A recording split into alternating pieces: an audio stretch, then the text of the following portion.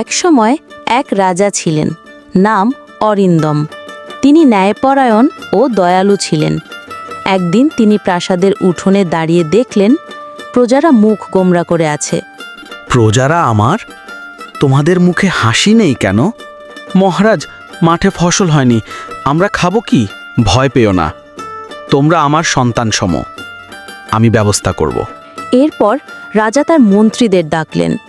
মহারাজ, রাজকোষে সোনালুপা আছে ঠিকই, কিন্তু যদি সব বিলিয়ে দেন তবে প্রাসাদ শূন্য হয়ে যাবে। মন্ত্রী, রাজকোষ কার জন্য? প্রজার জন্যই তো। খালি রাজকোষ আমি মেনে নেব, কিন্তু খালি পেট নয়। তারপর রাজা সোনারূপা গলিয়ে খাদ্য কিনে প্রজাদের মাঝে বিতরণ করলেন।